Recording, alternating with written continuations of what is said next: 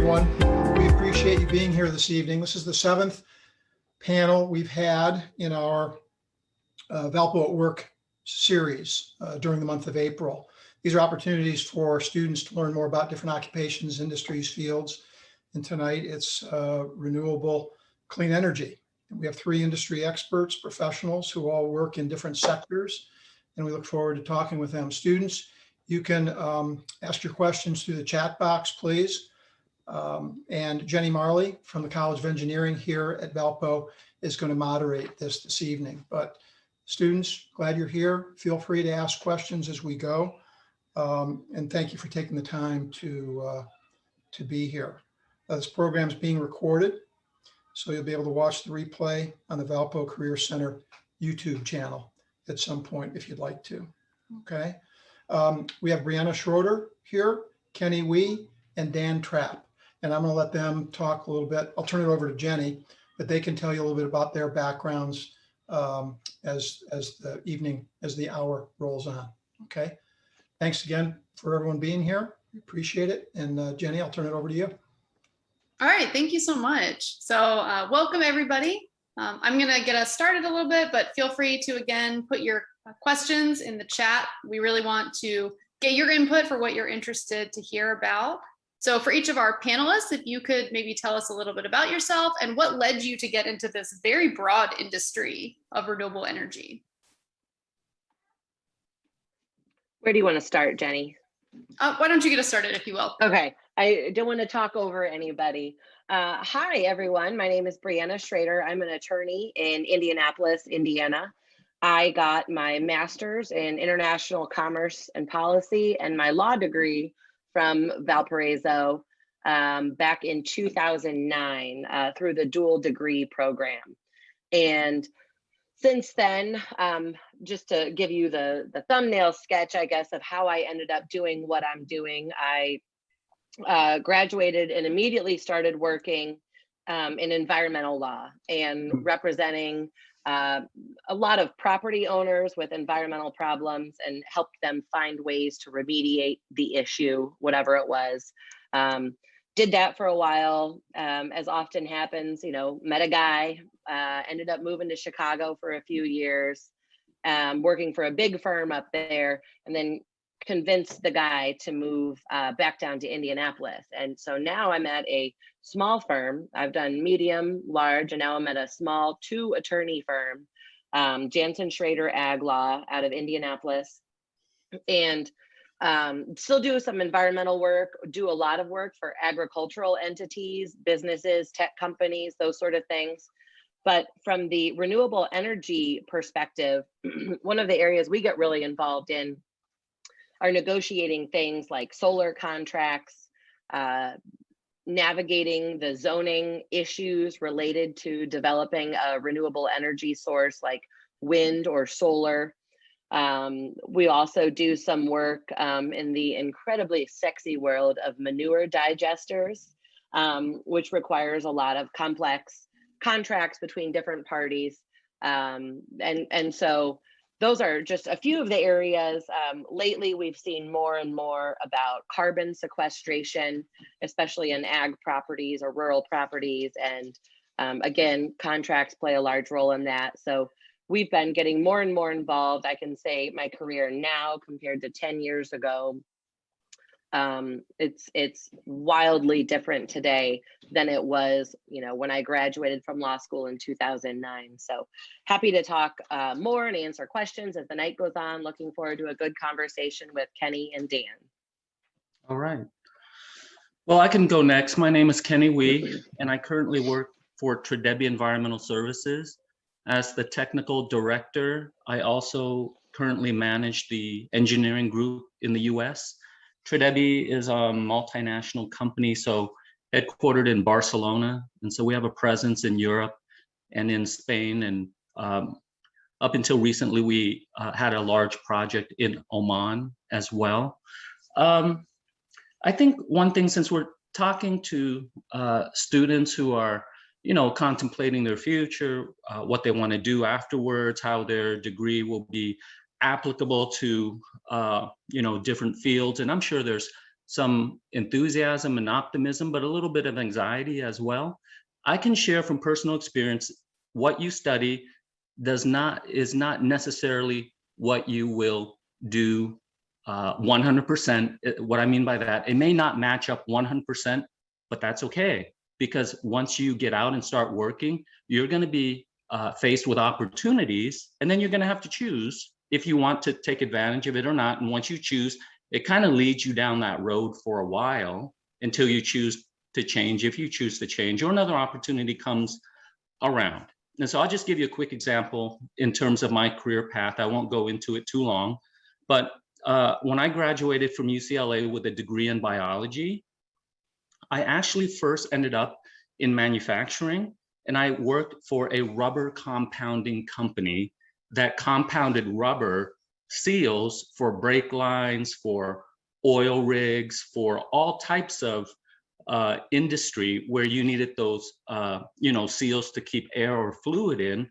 And actually, I enjoyed it because it was kind of complex. There were different rubber compounds, different adhesives and everything. And the project I was given there, I was in California, of course, was the company needed to reduce the emissions of the adhesives that they used, because South Coast Air Quality Management District in California is very strict.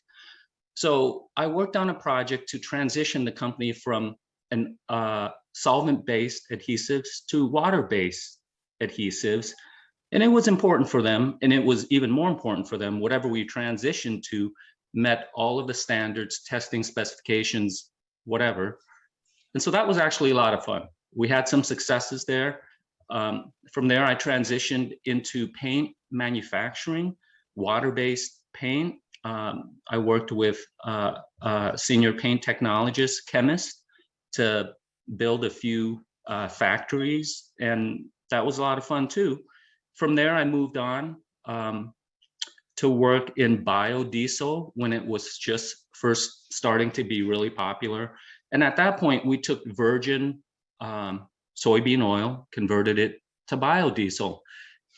And even then, and now when I look back at it, when you take virgin oil, it's not quite the most sustainable thing, because there's always, in my view anyways, there's always a competition between land and resources being grown for food versus for fuel. And are you using more energy and so forth to produce that biodiesel that has a less of a carbon footprint? But you balance that against all the carbon and energy that goes into making or refining that oil into biodiesel. And from there, I went into wastewater treatment in Hawaii. I worked at a wastewater treatment plant for a company that took all of the sludge and put it in an anaerobic digester, like Brianna was kind of talking about. And that produced a lot of biogas that we use to actually heat what we call a kiln to dry the sludge from the wastewater treatment plant and make fertilizer out of it. And it went on to farms to grow produce and everything. And that was all really cool. But then once again, things change, right? Because now perfluorinated compounds are a real problem, and sludge can contain that. So now those fertilizer pellets being put out on farms, there's the possibility that you may be spreading PFS out there, and that could be. So there's always an evolution as we go along in the industry. We're always finding new things, which is cool, in solving problems. And I also worked on a project where we took hard to recycle plastic, melted it down, vaporized it, condensed it, and then that synthetic oil, we shipped it back to the refinery, and then they mixed it with their crude oil. So that therefore we recycled plastic in that way, extracting the oil back out of it and recycling that. And that was good. But at the same time, that plastic also contained a lot of heavy metals, and the residual carbon that was from that process went to landfill. So there was still some waste there. And currently I work at Tredebi. It's an environmental services company where it incorporates both the manufacturing aspect of my prior jobs, and then also new things that I'm learning in terms of environmental regulation and new technologies that we have to treat waste, recover the energy, recycle the products that can be recycled, and the things that need to be disposed of, whether it be through wastewater or through landfill, to do that responsibly. So that's kind of my path so far. Interesting. Thank you. Yeah. I'll pick up the baton here. I love how diverse our backgrounds here are, with Brianna more on the legal side of things and Kenny on the engineering environmental services side. I am on neither part of that. I look at markets writ large. So I work at Semper LNG in San Diego, and I have a background in liquefied natural gas. So not completely renewables, but by looking at that, I really need to understand the global energy picture and what's going on. My background in energy really started after I finished my master's at GW. Just going back to my bachelor's at Valpo, I got an international economics and cultural affairs and German degree with a minor in history, and didn't know what to do with it. So I went to Germany and worked in a logistics company for a couple of years, and then a bunch of friends were moving to Washington, D.C. from Valpo. Valpo grads were moving there, and so I thought that'd be a fun time to move there and see what was happening. And so I moved there and knew I wanted to do something international, but wasn't sure exactly how that would fit together. And so what I ended up doing was talking to people in diplomacy, in national security, in banking, in energy, the fields that really have something to do with global affairs. And I decided that I really didn't want to be in the defense world. Unfortunately, I'd already started a security policy studies degree at GW. So I pivoted and also decided that the government just generally wasn't for me. In banking, I would have needed a different kind of degree. So energy seemed like a really good place to go. And what I focused on then at GW was political risk and energy. So the national security side, international security side of energy, and how that impacts countries and markets and companies. And when I finished there, I started with a small consulting company in Washington, D.C., where we looked at liquefied natural gas markets around the world. And it's been a growing field and displaces coal in a lot of number of markets, which is why I like it the best in thinking about LNG as a transitional fuel. But the part that comes to renewables and comes to what I'm sure a lot of you are looking at is the sense that the world is changing. There's an energy transition going on. Companies realize it. My company is looking at what kinds of things we can do to transition. I'm part of the non-regulated side, but there's a regulated utility side that announced this last week that they're looking to go net zero carbon emissions by 2045.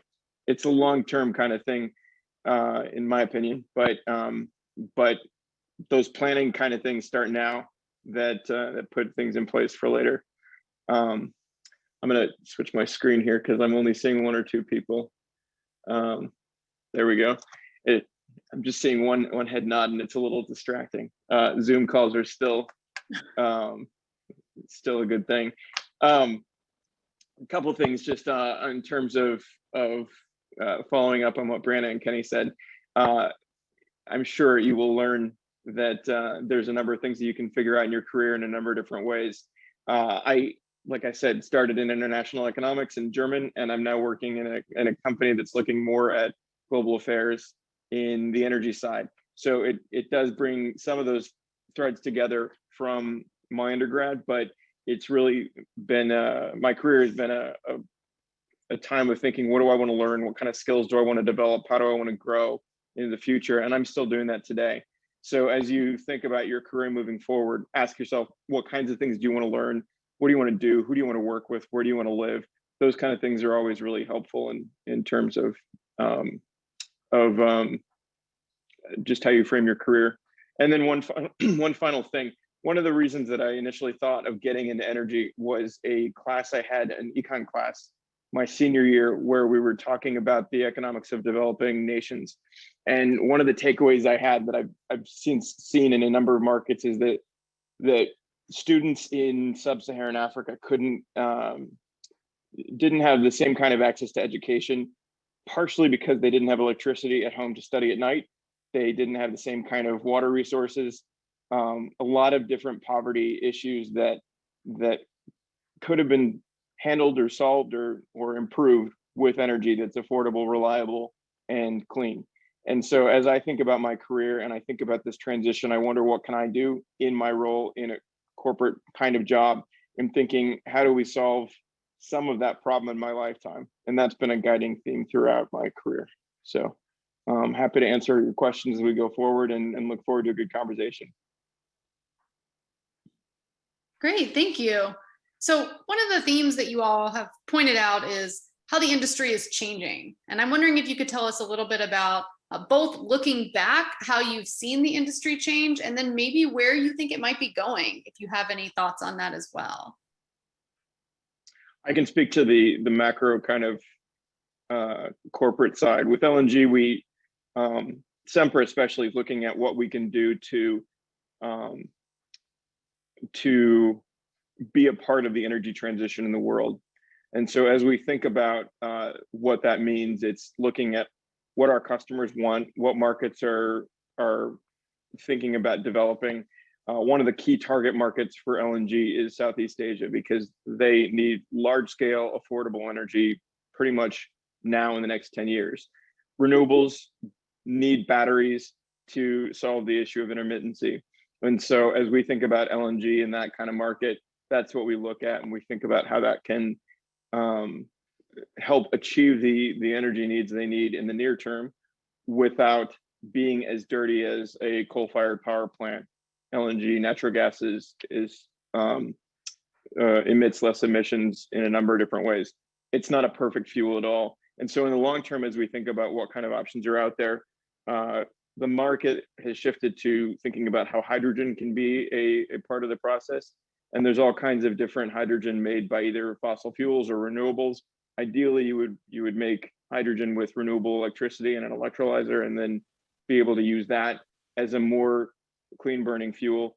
But the technology isn't there right now. So as we think about planning into the future, hydrogen is there, renewables, carbon capture and storage, all kinds of things to be able to reduce the carbon footprint. But I'm sure Kenny and Brianna have different takes on the different perspectives we have. I'd be curious what they have to say too.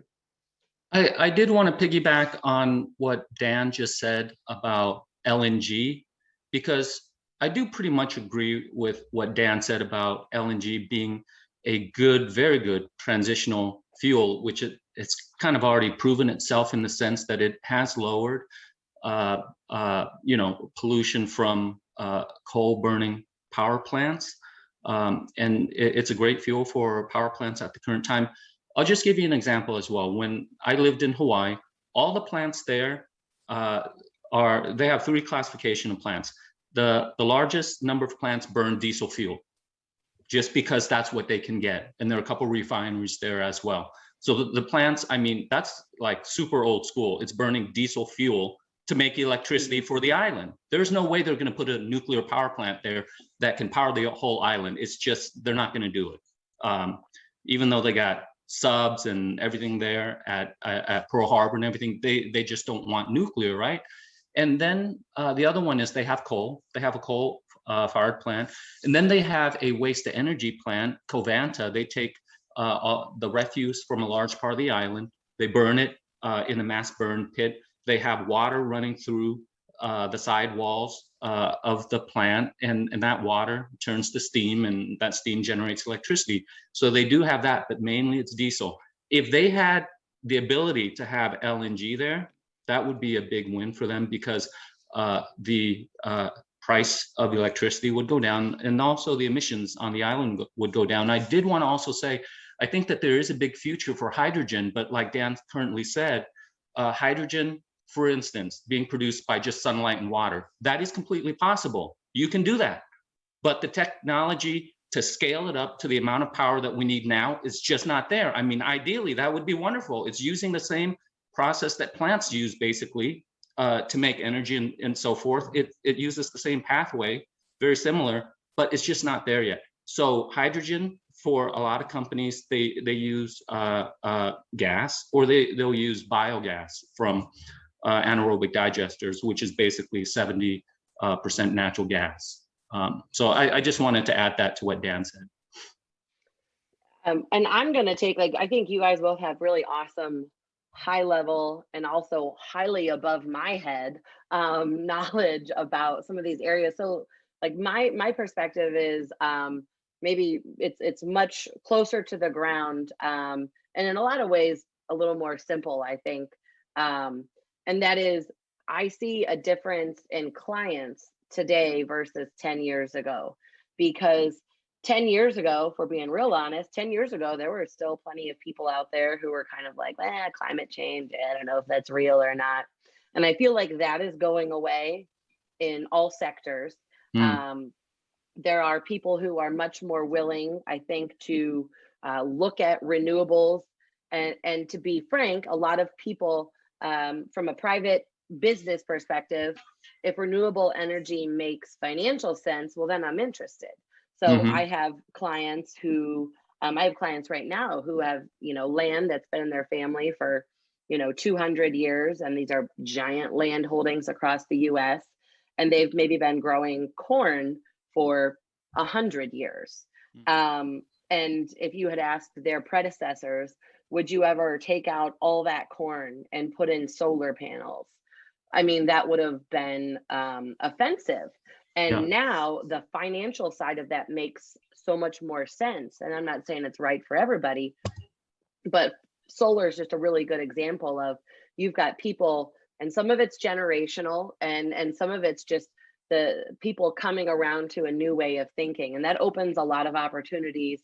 If we're talking about careers from a legal perspective, the work I do now is different than the work I did 10 years ago, because the opportunities for different businesses are different. And I feel like you can also see that if you back up even further. When I got out of school, I did some of the most interesting cases I worked on were manufactured gas plant cleanups. So this is one way they like lit the streets in southern Indiana back in the very late 1800s and early 1900s.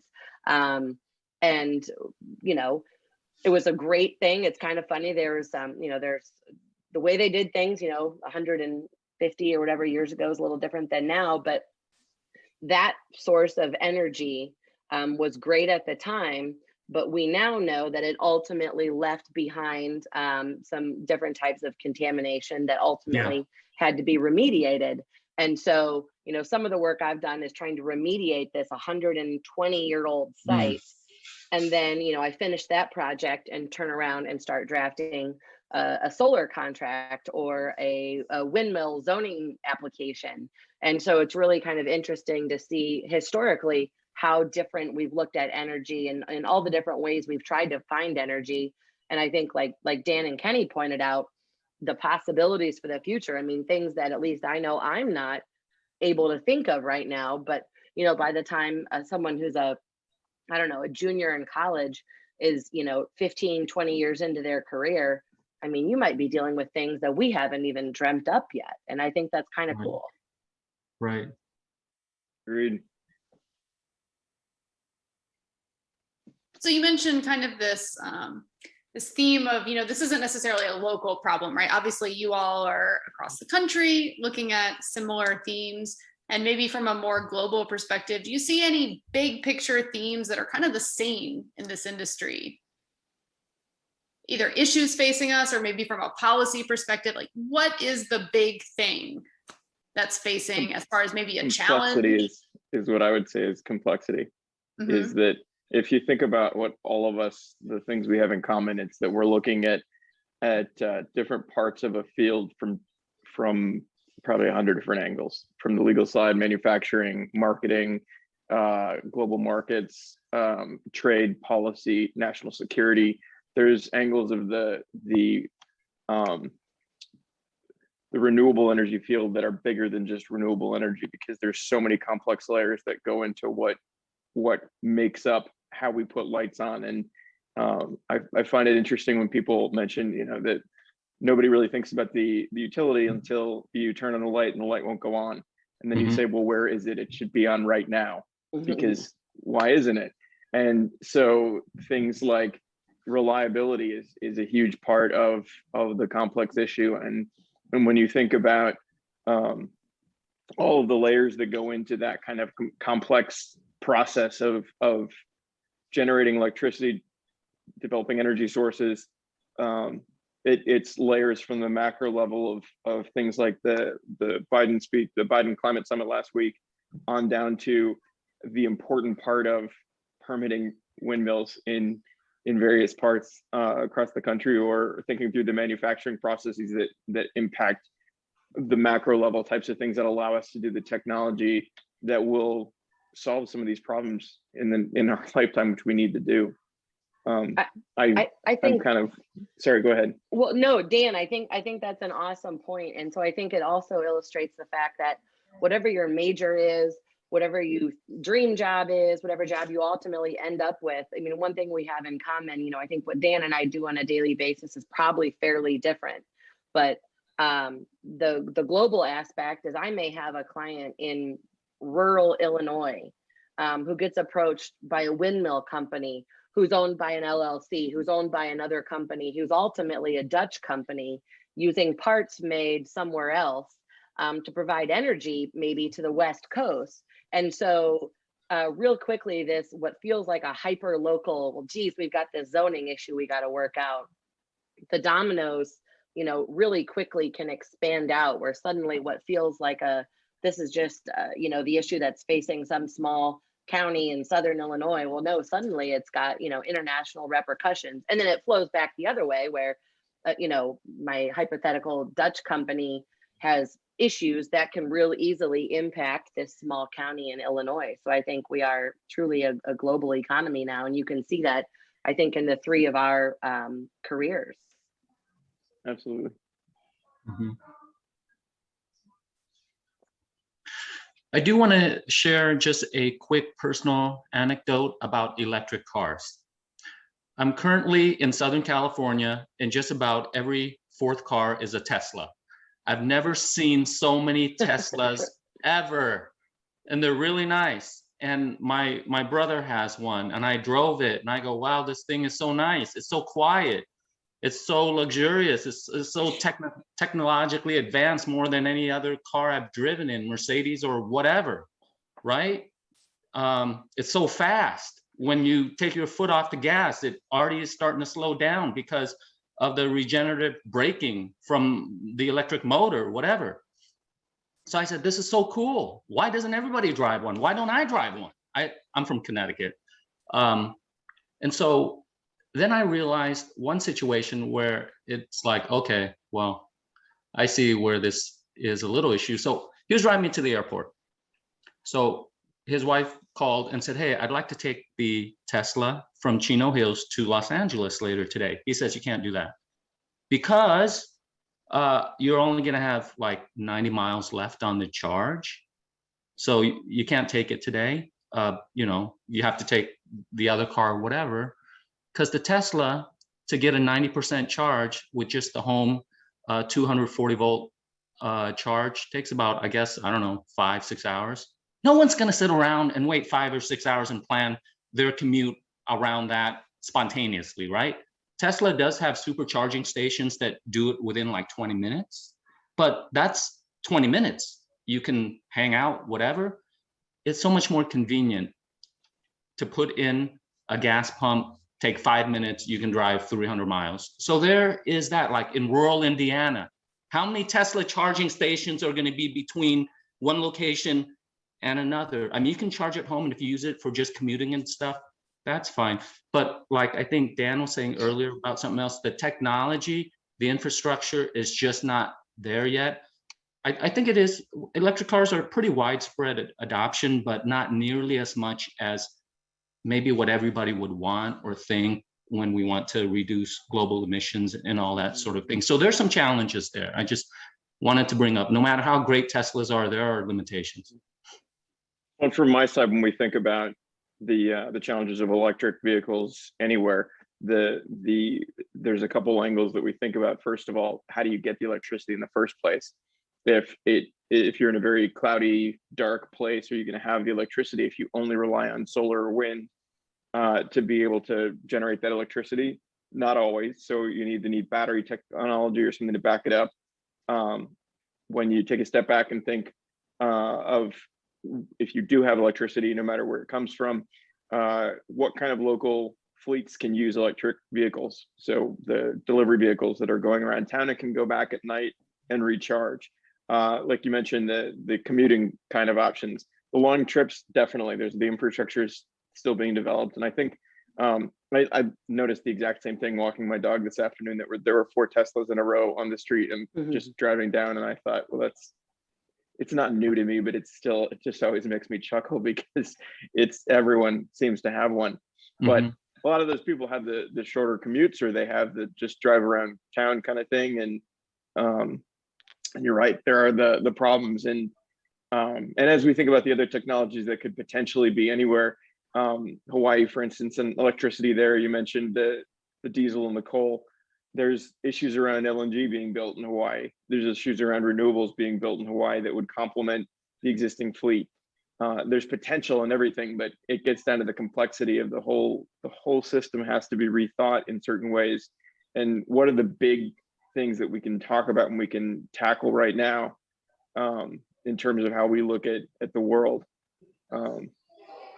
Yeah, I'm there's going on about this, but I mean, if you're in school now, and of course anybody who's not in school can always relearn and jump in where they want, but if you're in school right now, there's such opportunity in this field, not just in the technical realm, but also in the legal, the policy realm. Just how is this all going to come together? So there's so much opportunity. I think a cool thing to think about with that is this field is so new that just because you're newly out of school, you're actually not behind the 8 ball that far. Yeah. You know, it's not like you're coming into an industry that's existed for 100 years. So yeah, the old guy, he's been doing it for 50 years, probably does know more than you. But this field is so new that new graduates, I mean, you're poised and ready to be right there with anybody else, because all of the topic, the subject matter is so new. So I think that's kind of something cool to think about. And, you know, obviously it's easier for us to preach that at you than it is maybe sometimes to believe it yourself. But I truly think that's the case. Yeah. Just jumping in on that too, in terms of things that I've learned over my career of thinking about what's been useful. And Kenny and Brian, I guess you probably have the same kind of things, but primarily the things that you probably have right now as students: organization. How are you organized? How do you process information? How do you think about issues on a day-to-day basis? I have to look at a ton of information, digest it, and then share it with other people in the organization. And that's kind of the thought process is the kind of thing that I learned at Valpo, is to be able to think about complex issues and boil them down, but also be able to keep a whole 15 different tasks organized and delivered on time, being able to write really well and being able to get my thoughts across effectively, getting through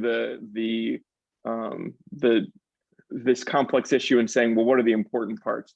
One of the things I'm working on right now is a first quarter review of global energy for our senior executives. So what I'm thinking about with that is who's using what kind of energy, especially LNG, in the first quarter. Are there any policies that came out? What are the prices that we have to look at? What kind of things impact our projects? And how does that impact how we do business? And it's an ongoing dialogue, but at the core of it, I need to be organized, and I need to make sure that I get certain things done, that I am communicating with my team, that I'm writing a clear presentation for people that I'm working with. And then when I give that presentation, that I get those points across really effectively. So bringing those types of things out, I think are key skills that, regardless of what major you're in right now, are useful in the long term. I mentioned that I got my first master's in political risk and energy, and then I got a second master's in MBA in finance.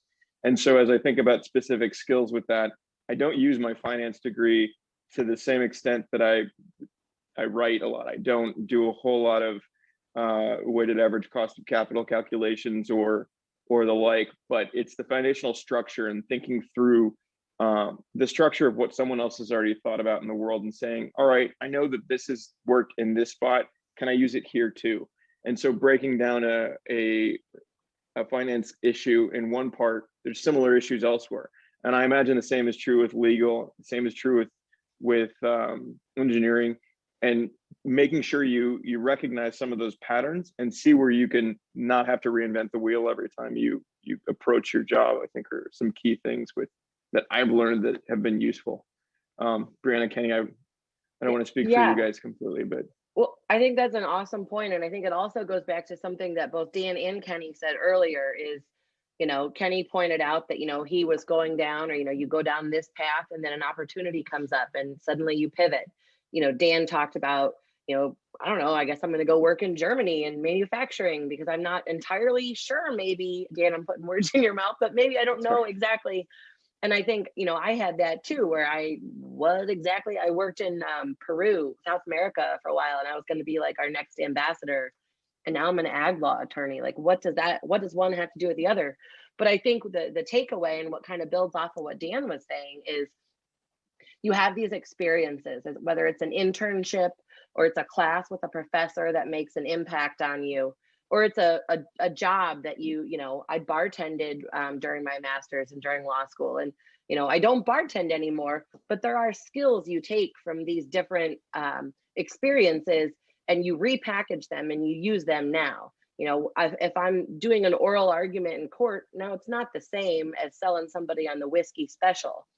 But you know what? There are some things that are in common there, and the ability to connect with someone who has a different background than you do, and to make them understand your point, to orally communicate that to them.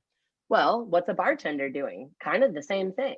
So I think, when you're in college or, in your post-college degree or post-college work experience, even if you get to that point where you have an opportunity and you pivot and you say, I'm going to do something else because, geez, it turns out I didn't want to do that. That isn't like throw away that experience. It is, think about that experience and what from that can you take away and maybe repackage and reuse. And I tell that, I interview a lot of law students, and sometimes we'll have somebody who comes in and is like, oh, geez, I thought I wanted to do crim law.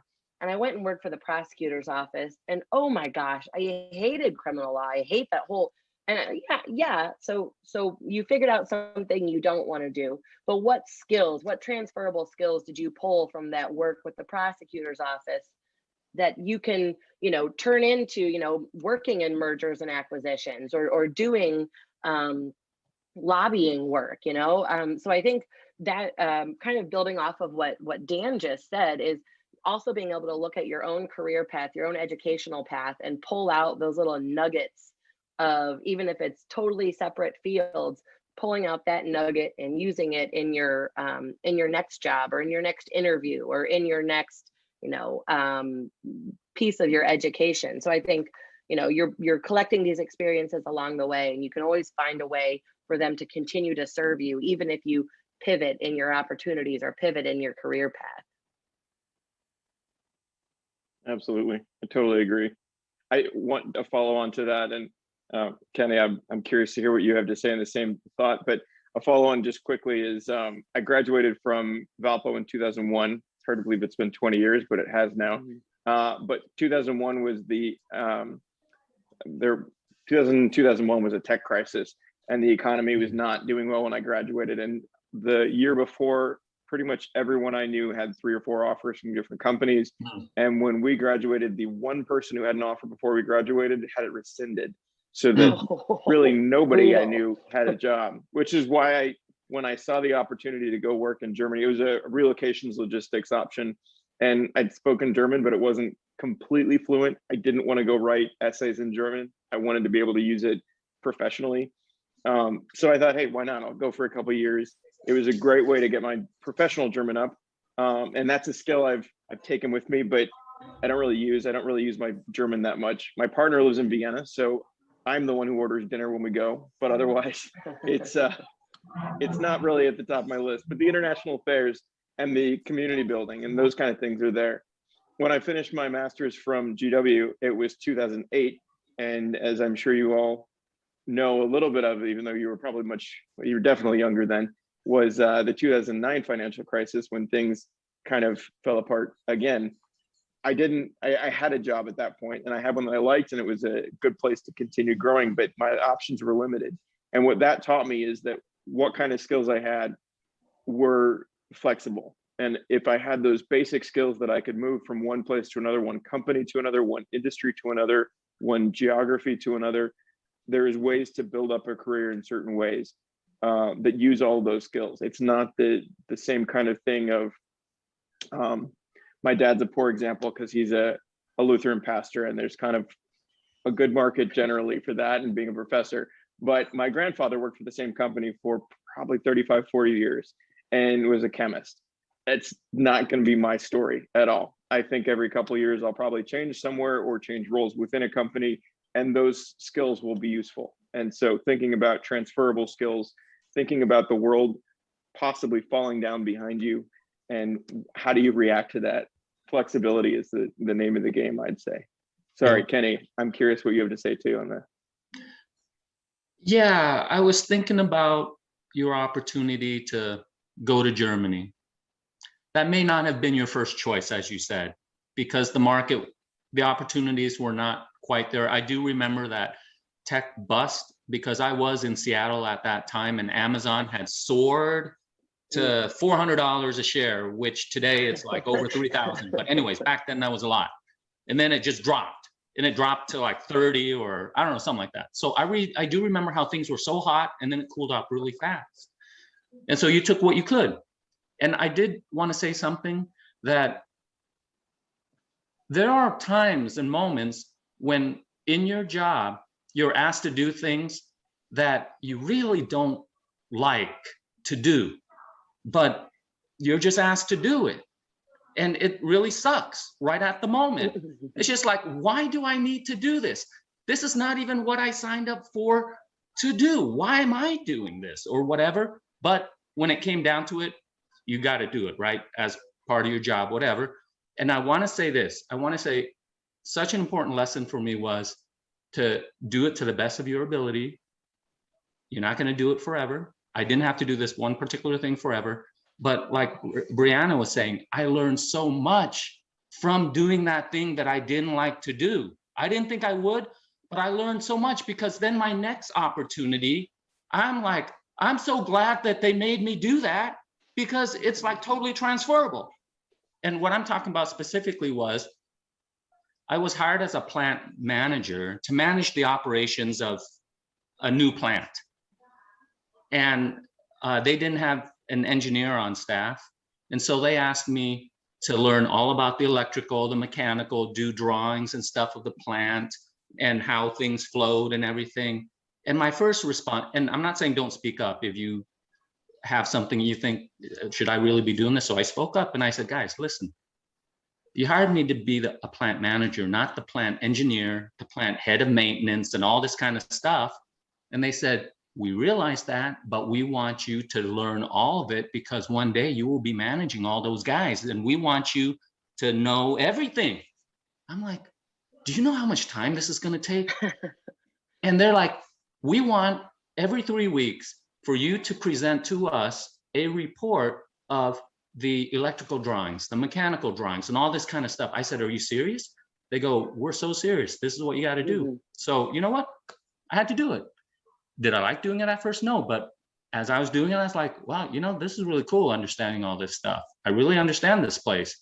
And then, you know, now I head up the engineering group at the company that I work with. And all those things back then really did help me later on.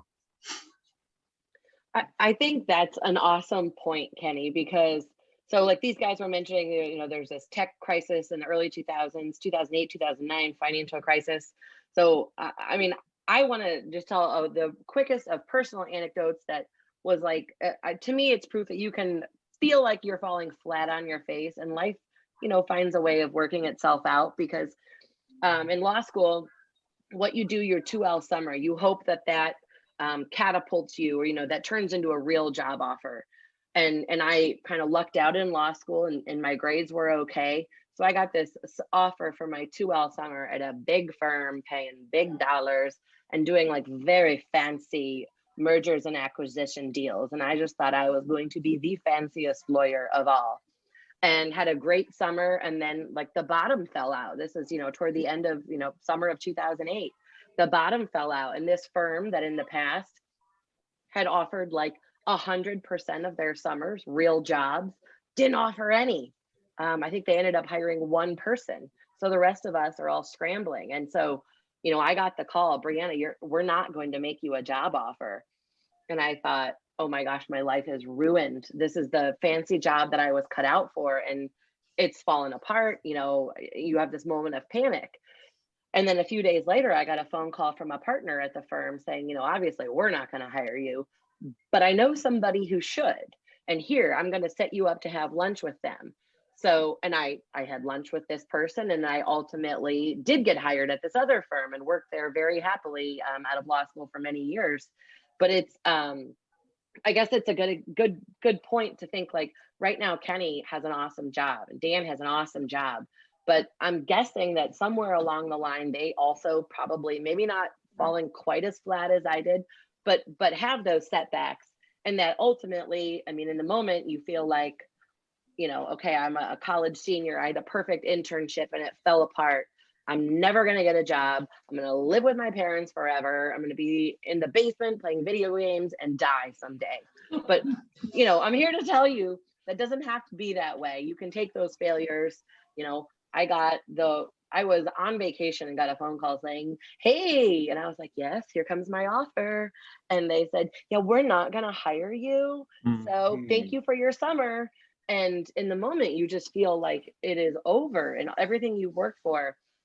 But, you know, stick through it. And I think that happens in all different careers. And then, Yep. you know, you can be surprised, because I was never supposed to be a fancy mergers attorney. That would have been hilarious.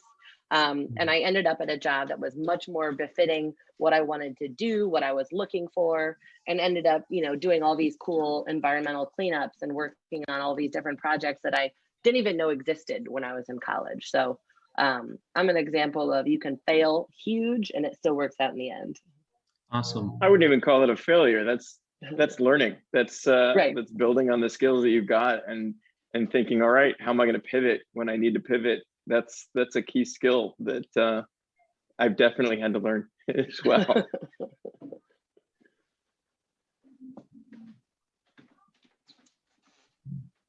Thank you all. That was wonderful advice, and I'm sure will definitely help our students a lot. If you had to look back, so this is kind of in the theme of good advice, was there maybe something that either surprised you that came in handy later? So like you mentioned writing, something like that, that you didn't necessarily expect to use, or maybe something that if you were talking to yourself in undergrad that you would go back and say, okay, do this thing. Is there anything that comes to mind for that? There is, for me, something that definitely comes to mind, and that is advice from people that have been in the industry that you're working in actually is more important than you think it is. Or at least when I was in my mid to early 20s, you think sometimes, not everybody, but I thought I knew I didn't need that much advice. I was pretty good at making my own decisions and stuff like that. And of course, you got to ultimately make your own decision. But an example would be when I was setting up these paint plants with this senior chemist, and he said, you know, Kenny, I'm only going to be managing this division as the general manager for 10 years. I'm retiring. I've already stated that fact. And the goal and the succession plan is, it's going to go to you. You're going to be the general manager. I'm training you for that. And you know what? At that point, 10 years seems like forever. I was like, I don't know what I'm going to do in 10 years. I don't know if I want to do this or whatever. So he started me right on the path of learning paint formulations and all this kind of stuff, right? And he said something to the effect back then that, you know, that salary is $250,000 a year, whatever. And to me at 25 or whatever, I'm like, okay, I don't really have a concept of what that is or that means or whatever. So you know what I did? After I was learning the chemistry and stuff like that for a while, very quickly I said to him, this is really not for me. I do not want to be the heir to the throne here. I think you need to get somebody else. And then, you know, I moved on, everything worked out. But looking back on that, I think, what in the world was I thinking? Because back then, that was a pretty good salary. And those were really good people to work with. I think one advice I would say is listen to what some of the experienced people have to say, and take your time in making a decision. Granny, you want to go next? I'm writing down one more thought of what I've got here. Sure. What I would say, and I tell this to law students all the time too. Sometimes you need to, everybody talks about networking. It's such like a great buzzword. I'm the first lawyer in my family. So it's not like I have 15 lawyers to just, easily can pick a job off the tree. And I think the same goes for any major, any undergrad kind of degree. And that is networking matters, and who you know matters. Yes, what you know is the most important, but sometimes it's who you know that opens the door. And I say that not to scare you, but sometimes it's something like you meet somebody at an event. Now we're all virtual. I wish we were in person. And if we were in person and I was interested in, I don't know, some kind of a marketing world, I might say, hey, Dan, it's been really great to meet you. Could I have your card? Now I know that as a college junior, there's probably not a whole lot I can do to boost Dan in his career. But you know what? I can follow up with him. I can buy him a coffee. I can, Dan, when is best to meet for you? Are you a coffee guy? Was it easier to do lunch or just a phone call? And meet him where he is, because he's in the industry I want to be in. So take it upon yourself to follow up with him a week after the event, a couple days after the event. Hey, Dan, I was the lady in the green shirt. We talked for a minute. I'd love to buy you a coffee because what you said about working in Germany really resonated with me. Do you have any time for coffee in the next 2 weeks? And now I know Dan's out in California, but again, we're playing pretend. And if he says no, okay, what'd you lose? Nothing, right? You're gonna forget he existed next week. But if he says yes, well, maybe you guys hit it off. I'm not saying he's gonna offer you a job, but you trade an email every couple of months. You update him when you get an internship, and you never know where these things go. And I guess I've seen that play out in my career over and over again. A relationship, if it's something that's important to you and you nurture it and you treat the other person with respect, you don't just, I've also had somebody meet me at Starbucks. I bought them a coffee and then they were like, so do you think you can hire me? And I was like, well, that's not how this works. So, invest in those relationships because they can be really important, whether it's looking for a job or, like Kenny mentioned, looking for advice. If I were going to go work, in a giant plant somewhere trying to learn about paint formulations, I have no idea where that starts. But maybe Kenny can say, well, I can tell you a few things I did well and a few things maybe I did wrong. Use it as you will. So I just think the personal relationships are really important. And I wish I didn't figure that out until I was halfway through law school. And in college, I had other interests, let's say, and I wish I had paid a little more attention to that side of things.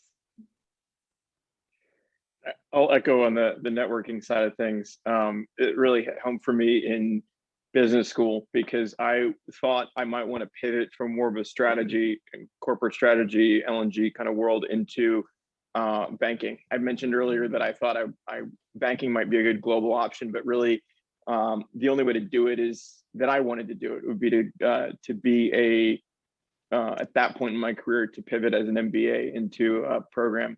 Similarly, people ask me things like, you're a little bit old for this kind of thing, and said, do you really want to do this?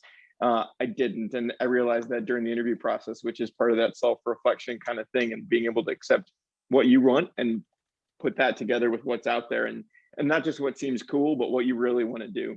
But in the networking side of things, I'm sorry, I'm circling around this a bit, but I made a point to meet with probably 60 different bankers while I was in that process of recruiting and asking them what their path was, what they liked about their job, what they did.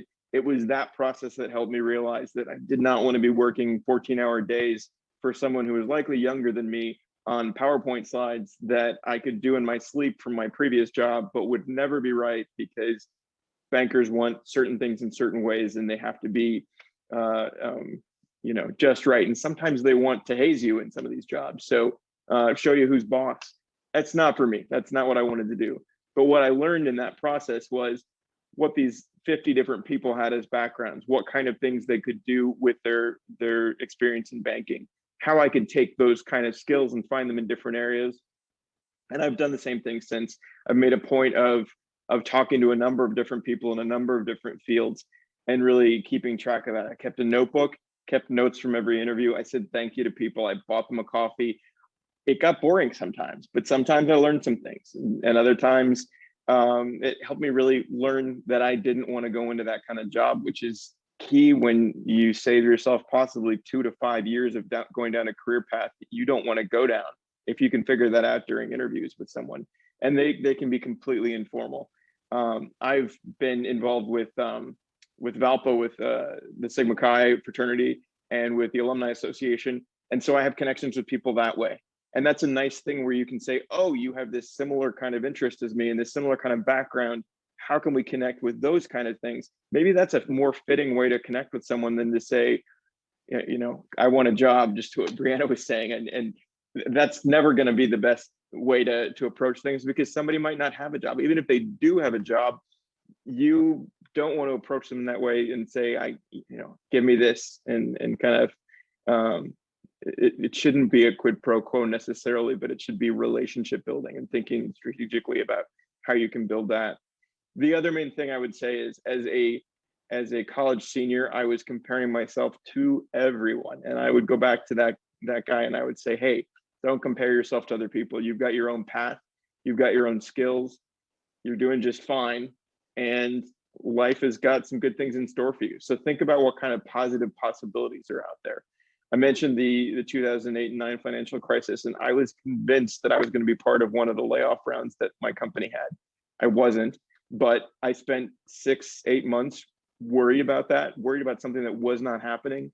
And if I just focused on putting my effort somewhere else, it would have been a much more enjoyable 6 or 8 months. And I would have gotten more out of it, I think. So my 2 takeaways would be, in networking, think about how you can organize how you meet people, and then don't compare yourself to others. And that's what I have to add on that one. I know we're kind of coming up against the hour here. Sure. Thank you all so much, both for sharing your industry experience and that wonderful advice. I know that that's a really good perspective on how to approach life in general. So thank you all. Can I add one final thought here for me? I saw some Valpo resumes in the last year or so in various different circles, and I would recommend 2 things. Number one, make sure it's polished. Take it to someone in the Career Center and ask them to review it.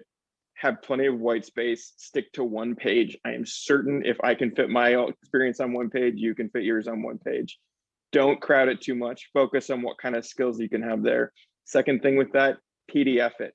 Don't send a Word document to someone because you don't know what format is going to come up on their Apple versus their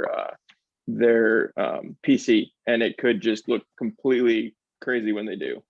And then the second thing I wanted to say is, as you all graduate, you'll be members of the Alumni Association. So look out for programming from us and be in touch with us, because we want to make sure that everybody who graduates is still connected to Valpo in a meaningful way. Well, Kenny, Dan, and Brianna, thank you very much for joining us tonight. We know you have other things going on. We appreciate you taking time from your calendar. Jenny, thank you very much for moderating this. It was great. Students, hopefully you have some takeaways. I know I have a whole bunch. I thought it was a terrific panel. We really appreciate your time and interest in Valpo. Students, there are a couple more panels the balance of this week. Take a look on Handshake for the schedule, and check Instagram at Valpo Careers for the details.